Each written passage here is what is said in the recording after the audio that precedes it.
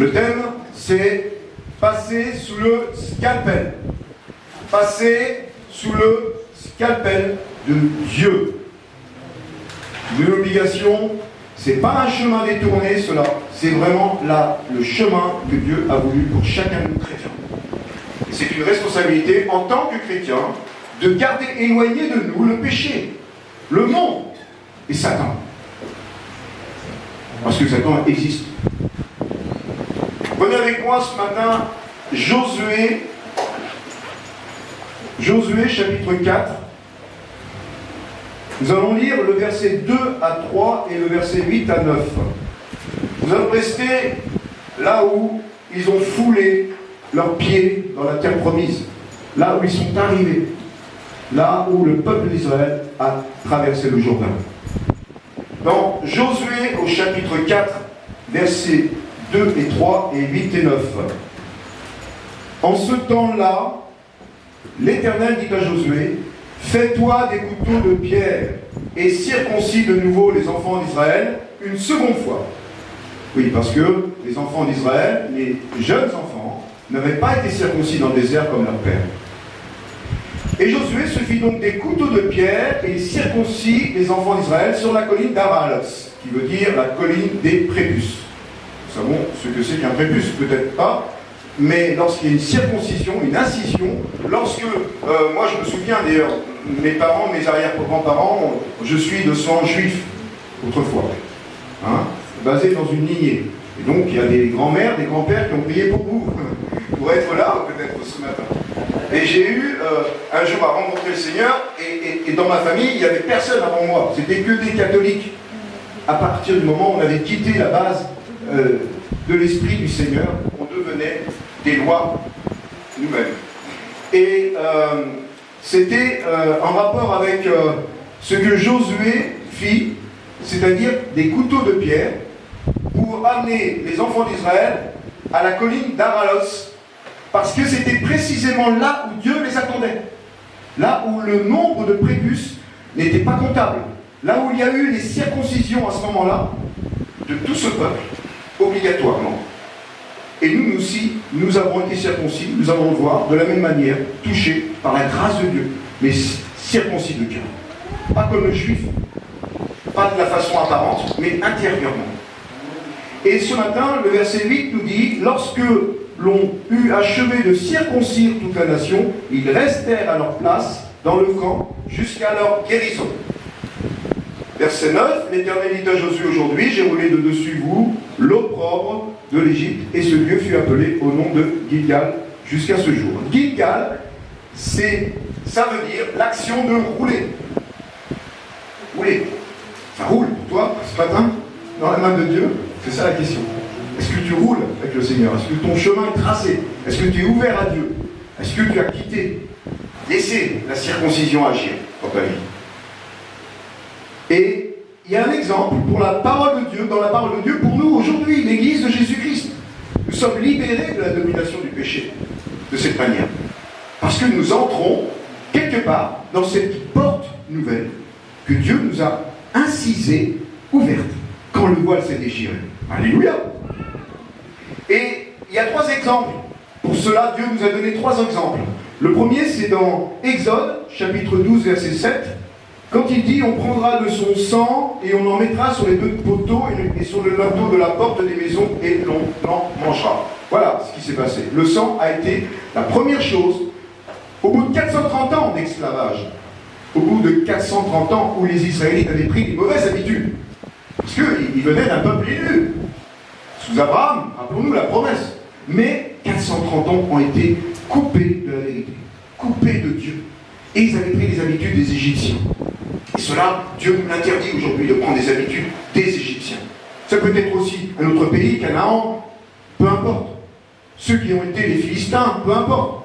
Mais Dieu nous parle ce matin que nous devons quitter comme la Pâque l'a été pour eux, dans leur maison, par le sang qui a été versé par l'identité annoncée même dans Ésaïe et Ézéchiel de Jésus-Christ. qui allait venir, le Messie, le sacrificateur éternel, que nous connaissons maintenant pour ceux qui sont chrétiens dans leur cœur. Parce que Jésus s'est annoncé, mais aussi est venu dans un cœur, circoncire le cœur ce matin. Et là, ces 430 années ont été stoppées par le sang dans leur maison. Stop! Ça suffit. Tu n'es plus d'Israël, d'Égypte. Tu es Israël. Tu t'appelles Jacob, tu t'appelleras Israël.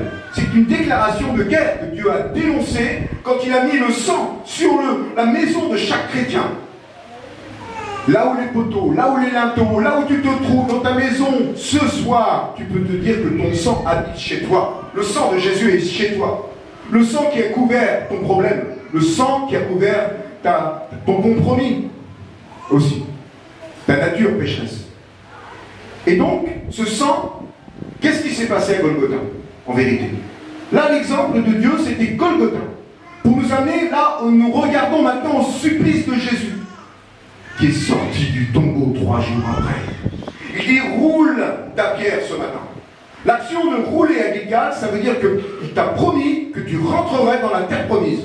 Mais il t'a dit aussi que la pierre du tombeau a été roulée par lui. Dieu dit, voilà, c'est un grand jour pour toi, j'ai roulé de dessus, vous, l'opprobre de l'Égypte.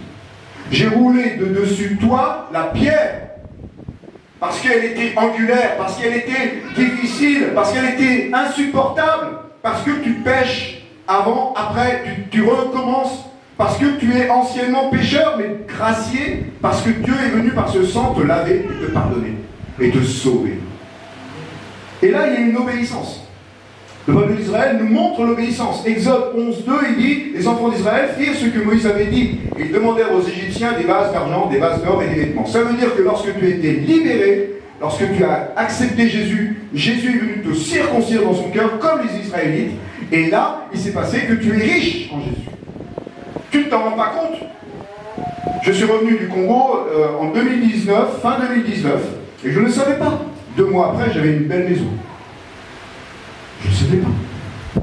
Quand vous faites le travail que Dieu vous appelle à faire, pourquoi il dit roule ta pierre? Je suis sorti du tombeau, je suis vivant, dit le Seigneur ressuscité. C'est parce que justement, tu roules ta pierre avec lui, mais pas tout seul. Tu n'es pas tout seul, tu ne peux pas rouler ta pierre, tu ne peux pas porter ta croix. C'est impossible de porter sa croix tout seul. Jésus t'aidera toujours à rouler ta pierre. Et c'est l'évangélisation, c'est la bonne nouvelle. C'est ce qu'il a déclaré quand la pierre a été roulée hors du tombeau. Et que Jésus te dit maintenant, sors de ton tombeau. Sors de ta pierre à toi, qui est difficile à porter. C'est une réalité ce matin. Et la deuxième obligation pour le peuple d'Israël, c'était d'obéir, de mettre l'hysope en action. L'hysope, c'était le moyen, l'instrument, comme le bâton que nous avons dans la main, pour asperger de sang les murs, les linteaux, les portes, la porte de leur maison. C'est une obéissance que Dieu nous réclame aujourd'hui. Nous devons agir. Dieu nous laisse des fois rouler notre pierre, à notre manière. Mais il dit, voilà, tu te rattrapes, tu es tombé, tu as chuté, tu as fait une erreur, parce que tu ne peux pas la rouler. Je t'ai dit, à Gilgal, c'est moi qui va la rouler. C'est une action de rouler de la part du Seigneur. Dieu roule ta pierre ce matin, mais ne la roule pas avec toi. Parce que si tu fais ce que tu veux faire, Dieu ne peut pas agréer ton péché. Mais il la roulera en te portant, en agissant, en te protégeant contre l'ennemi. Mais il faut que tu fasses obéissance. Et que tu dises circoncis véritablement. Que tu crois que tu es circoncis dans le Seigneur. C'est ça la réalité. Si tu veux une décharge électrique sur ta chaise, crois que tu es circoncis au nom de Jésus-Christ. Amen. Un jour j'étais là, et Rénan Boncoeur, pendant 2 semaines, pour ceux qui connaissent, c'est un grand évangéliste, autrefois, qui avait donc amené beaucoup d'âmes en Afrique. Et je remercie le Seigneur encore, parce que je prêche à des Africains encore ce matin, et je suis très heureux. Et le Seigneur m'a montré, parce que j'étais inquiet, je me suis dit, je vais passer sous le feu du Saint-Esprit. Vous savez, à la fin, des fois, les prédicateurs demandent à ce que vous veniez devant pour avoir le manteau de la compréhension, de l'intelligence de Dieu, de la sagesse de Dieu. Et là, j'avais une crainte, j'avais une peur. Mais j'ai dit non, j'y vais. Je ne suis pas tombé par terre. Je n'ai pas vu des choses où je suis resté endormi. Non, j'étais déjà peut-être endormi avant, mais j'étais réveillé à présent. Et là, il s'est passé une chose, c'est que le Seigneur a fait qu'il a mis la main Le Seigneur Jésus a mis la main sur ma tête et a mis la main sur mon cœur, à la fois, par égal cœur. Il s'est produit que ton amour chrétien, Dieu le voit. Il s'est produit que ton cœur, Dieu le voit. Il ne regarde pas la circoncision ce matin de ta chair, ce que faisait le peuple juif pour montrer qu'il était propre. Non. Es-tu propre de l'intérieur aussi? Et Dieu regarde au cœur. Ça veut dire qu'il a mis la main sur ma tête par bien sûr le pied de Rénal Booker, mais il a mis la main sur mon cœur à ce moment-là. Les deux mains étaient posées de Dieu. Quand vous posez les mains sur quelqu'un, vous ne devez pas affronter votre problème, vous devez affronter le problème de l'autre. Vous devez prier pour l'autre, vous devez imposer vos mains comme Paul l'a fait pour Timothée, mais en ayant été complètement couvert par le sang qui sauve et en étant circoncis de cœur, véritablement. Que Dieu vous bénisse. Peuple obéissant, le peuple d'Israël l'était, mais sous le sang, malgré tout, ils étaient encore en Égypte. Et oui, chrétiens, nous pouvons être sauvés par grâce et encore avoir des méthodes à nous, naturelles, qui déplaisent à Dieu. Deuxièmement, l'exemple, la traversée de la mer Rouge. Le type même de la croix de Golgotha. Là où le passage est obligé. Dans Exode 14, chapitre 14, versets 21 à 22, il dit « Moïse étendit sa main sur la mer, et l'Éternel refoula la mer par un vent d'Orient qui souffla avec impétuosité toute la nuit. Il mit la mer à sec, et les eaux se fendirent. Et les enfants d'Israël entrèrent au milieu de la mer à sec, et les eaux formaient comme une muraille à leur droite et à leur gauche. » Alors, où en est votre mer Rouge ce matin? Où en est votre contact avec l'Esprit Saint? Où en est le but que vous recherchez? Est-ce que tu as un malentendu encore avec ton péché? C'est ça la question. Tu marches et tu es couvert par le sang précieux de Jésus. Tu marches parce que tu as le chemin ouvert pour toi, mais tu reviens toujours à regarder en arrière par crainte de Dieu, mais pas par attachement à Dieu. Amen. En vérité, est-ce que tu crains Dieu dans le bon sens ou tu es attaché à Dieu dans le mauvais sens? Tu regardes encore à l'arrière. Non. En profondeur, Dieu te dit, je suis là, je t'ai circoncis dans ton cœur et tu dois être totalement, profondément sûr que je l'ai fait pour toi, une fois pour toutes, que je t'ai sauvé. Alors ce matin, la traversée de la mer Rouge, c'est le titre même de la victoire de la croix de Golgotha. La victoire, là où Dieu a placé Jésus à la croix, là où il a expiré et est parti après au ciel, là où il ouvre le ciel, là où il est sacrificateur éternel pour toi, là où il prie pour toi en ce moment, comme il a prié pour Étienne, quand il a vu le ciel s'ouvrir, et Jésus debout. Dans tes épreuves, Jésus est debout. Amen. C'est une certitude. Ils ont perdu tout pouvoir parce que l'ennemi spirituel, le diable, le monde, le péché, a été détruit à la croix de Golgotha. Voilà ce que ça exprime, le passage de la mer Rouge. Vous savez, dans le tabernacle, dans l'Ancien Testament, il y avait dans le désert le tabernacle obligé de Dieu, pour nous rappeler que nous marchions dans la vérité, et que nous devions rentrer déjà dans le paradis, là où il se trouve que le sang a coulé. Mais aussi, nous devons aller plus loin dans le lieu saint, parce que nous devons nous conduire dans la lumière du Seigneur, porter comme la table des propositions. Nous devons avoir ce chandelier qui nous illumine, Jésus. Mais nous devons aussi rentrer avec un parfum de bonne odeur dans le lieu très saint. C'est ça le plus important. Et là, ce matin, la croix nous parle de cette existence, parce que la parole, leur cœur, eh bien, les Israélites et les chrétiens d'aujourd'hui se ressemblent. Ne sont pas centrés véritablement sur le Seigneur.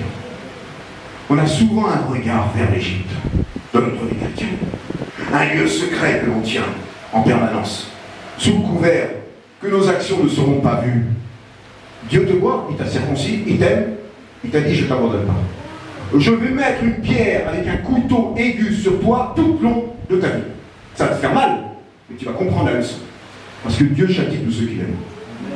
Et donc, le peuple craignit l'Éternel, mais il crut en l'Éternel que quand ça leur chantait. Et ils oublièrent l'Éternel, parce qu'ils avaient vécu des habitudes. Quittez vos habitudes, quittez vos compromis, quittez vos idoles, quittez vos habitudes, au nom de Jésus. Ils ont perdu tout pouvoir et ne peuvent plus nous contrôler. C'est Satan, le monde et le péché qui ne peuvent rien sur toi. À la croix, il a vaincu Jésus pour toi, le problème. Mais En es-tu conscient? C'est ça la question. En es-tu conscient? La dernière traversée, l'exemple 3, c'est là où nous sommes ce matin, c'est le Jourdain, c'est du Jourdain. Dans Josué, chapitre 3, versets 14 à 17, il est dit « Le peuple sortit de ses tentes pour passer le Jourdain, et les sacrificateurs qui portaient l'arche de l'Alliance marchèrent devant le peuple. Et les sacrificateurs qui portaient l'arche de l'Alliance de l'Éternel s'arrêtèrent à pied ferme sur le sec, au milieu du Jourdain. » Ça fait penser au combat de Shammah, quand il était au milieu du champ de lentilles. On avait déjà entendu ce discours, ce message de la part du Seigneur. Shammah est un guerrier. Tu dois être un guerrier au centre de ton problème. Tu dois être un guerrier sur les pieds secs, assis, dans le bon sens, assis, reposé, sur Jésus. Amen. Mais tu dois attendre patiemment, le combat va arriver. Vous savez ce qui s'est passé lorsqu'ils ont traversé le Jourdain? C'était pas le paradis.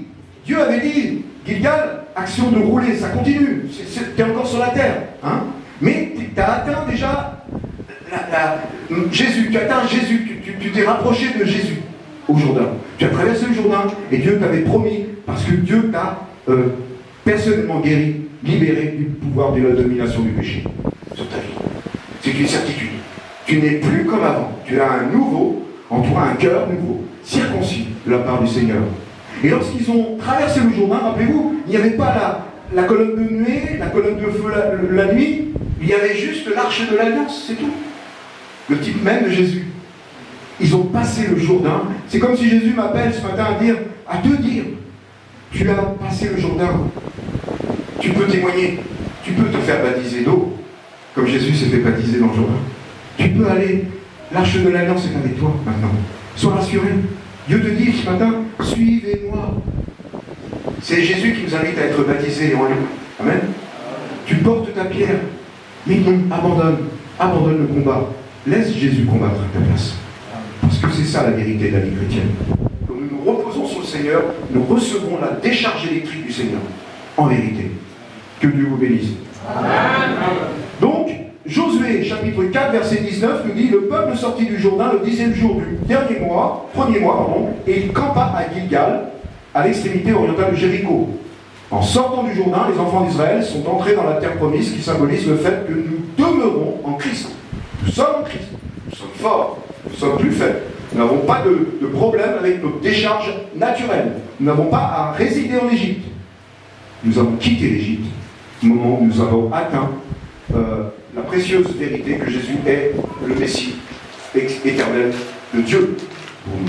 Sacrificateur éternel, vous vous rendez compte, c'est pas un sacrificateur comme dans l'Ancien Testament, c'est vraiment le sacrificateur éternel souverain. Amen.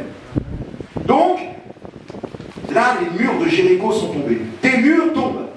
Dès que tu es passé à Jésus, demeure dans le Seigneur ce matin. Demeure fidèle. Alors, nous allons parler maintenant du deuxième terme. Après avoir dit, oui Seigneur, tu roules la pierre, ça va, ça roule pour moi. Mais ça ne roule pas peut-être pour tout le monde. Je parle de certains peut-être encore qui sont ancrés dans leur péché, dans leur désolation, dans leurs problèmes. Mais le Seigneur te dit ce matin, la circoncision est faite pour ça.